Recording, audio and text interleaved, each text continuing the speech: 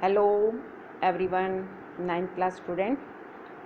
I hope all of you had completed your previous homework. In SST we have had completed 6 chapter. Chapter number 1 history, geography में chapter 1 and 2, economics में chapter 1 and 2, and now और political science में chapter number 1. Now we start the chapter number 2 of history. Okay, chapter number 2 है history में socialism and Russian revolution. इस chapter में socialism क्या है? सोशलिज्म एक कॉमन ओनरशिप रहती है. कॉमन मतलब सभी की. कॉमन ओनरशिप का मीन क्या हुआ? Everybody having the right to participate in decision, यानी कि प्रत्येक व्यक्ति, प्रत्येक नागरिक को अधिकार है पार्टिसिपेट करने का. किस डिसीजन के लिए? On how global resource will be used, कि कैसे हम जो है विश्व के जो रिसोर्सेज है, ग्लोबल वैश्विक रिसोर्सेज है, उनका कैसे यूज करेंगे. अब बात आती है हिस्ट्री ऑफ सोशलिज्म. ये तो था कि socialism mean common ownership. Ownership का मीनिंग आपको बता दिया. कॉमन ओनरशिप होता है कि प्रत्येक का जो है पार्टिसिपेट करने का अधिकार है. जब भी कोई निर्णय लिया जाता है तो प्रत्येक व्यक्ति को पार्टिसिपेट करने का अधिकार है कि हम जो भी प्लान बना रहे हैं, जो भी कुछ निर्णय ले रहे हैं, तो उसमें उनकी भागीदारी जो होती है उसको क्या कहेंगे? Common ownership. अब बात करेंगे हिस्ट्री ऑफ सोशलिज्म की. क्या इतिहास है इसका? Socialism has its origin in the French revolutions of 1789. जब फ्रांस की क्रांति 1789 में जो हुई थी, उसी से क्या आइडिया आया था? सोशलिज्म का. And the changes brought about, और जो परिवर्तन हुए वो कब हुए थे? By the industrial revolution. The French Revolution opened up the possibility of creating a dramatic change in the way in which society was structured.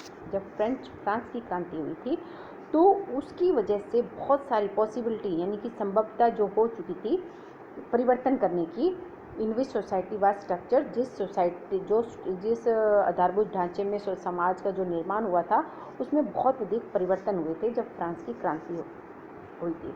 उसके बाद बहुत पॉसिबिलिटी आ गई थी कि हम अपने समाज में कैसे परिवर्तन कर सकते हैं. तो उसी के आधार पर सोशलिज्म का ये इतिहास है कि फ्रेंच रेवोल्यूशन की क्रांति के बाद ही एक ये आइडिया आया था सोशलिज्म का. अब यूरोप के अंदर सोशलिज्म कब और कैसे हुआ? बिगिनिंग इसकी sudden change in the society accrued after the French revolution. अचानक जो समाज के अंदर परिवर्तन आया था वो कब हुआ था? फ्रेंच रेवोल्यूशन के बाद. विच वॉज डोमिनेटेड, जो क्या डोमिनेटेड, किसके द्वारा डोमिनेट था? By the church and the aristocracy. And और उसकी वजह से डिवाइड क्या हुआ था? Into state and orders. The European society was divided into, जो यूरोपियन का जो समाज था, जो सोसाइटी थी, वो 3 भागों में बट गई थी.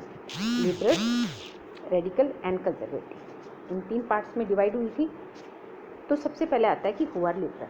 अब समाज 3 भागों में बट गया. जैसे हमारे यहाँ पर भी हम समाज को किसी भी आधार पे बांट सकते हैं. रिच एंड पुअर के हिसाब से भी बांट सकते हैं, विचारों के आधार पे भी बांट सकते हैं, कास्ट के अकॉर्डिंग भी बांट सकते हैं, रिलीजन के अकॉर्डिंग भी बांट सकते हैं. उसी प्रकार से यूरोपियन में विचारों के आधार पर जो है सेक्शन ऑफ द सोसाइटी हुआ था.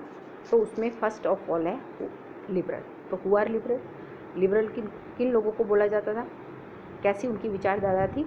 द लिबरल्स आर दोज, वो थे हु वांटेड ए नेशन, जो इस प्रकार का नेशन चाहते थे that could tolerate all religion as people. हर रिलीजन के लोगों को टॉलरेट किया जाए, जिसमें सबको इक्वल जो है समान समझा जाए. They approach for elected parliamentary government subject to law and not ruler, यानी कि जो पार्लियामेंट्री इलेक्टेड हो वो किसके? कानून के आधार पर हो, एंड नॉट रूलर, शासक के आधार पर नहीं. बट दे फेल्ट ओनली, परंतु वो क्या महसूस करते थे? केवल आदमी को ही वोट देने का अधिकार है. मैन ऑफ प्रॉपर्टी, जिसके पास बहुत ज़्यादा पैसा है, संपत्ति है, केवल उन्हीं आदमियों को ही वोट देने का अधिकार है. ये इस विचारधारा के लोग थे. नेक्स्ट हमारा जो सेक्शन था वो था रेडिकल का. They dislike concentrations of property in the hands of few. ये पसंद नहीं करते थे, ये नहीं चाहते थे कि कुछ ही लोगों के हाथ में प्रॉपर्टी हो और उन्हीं लोगों को ही वोट वगैरह डालने का अधिकार है, उन्हीं को इलेक्ट होने का अधिकार है। नो, ये पसंद नहीं करते थे। The radical who those who wanted, वो कौन थे, वो क्या चाहते थे, गवर्नमेंट बेस्ड ऑन द, यानी कि गवर्नमेंट बेस्ड हो तो किस बेस पर हो, मेजॉरिटी ऑफ द पॉपुलेशन, जनसंख्या की मेजॉरिटी के हिसाब से। They oppose the privilege of great land owner and wealthy factory owner, और ये लोग जो है ये उनके खिलाफ थे, किसके, land owner and wealthy factory owner, जो बहुत संपत्ति वाले रिच पर्सन थे, ये उनके अपोज थे। ये थे इस विचारधारा के। तीसरी विचारधारा के लिए कंजर्वेटिव, ये क्या थे, दोज हु फेल्ट, वो क्या महसूस करते थे कि चेंज शुड बी ब्रॉड, परिवर्तन तो होना चाहिए, ब्रॉड भी स्लोली होना चाहिए, but at the same time, परंतु उसी समय the past should also be respected, परंतु भूतकाल की भी रिस्पेक्ट की जानी चाहिए, यानी कि वर्तमान काल में तो काम हो परंतु पास्ट को भी ध्यान में रखा जाए। तो अब बात आती है राइज ऑफ सोशलिज्म, कैसे यूरोप में सोशलिज्म का राइज हुई। डिवाइड हो गई 3 पार्ट्स में अकॉर्डिंग टू आइडियाज।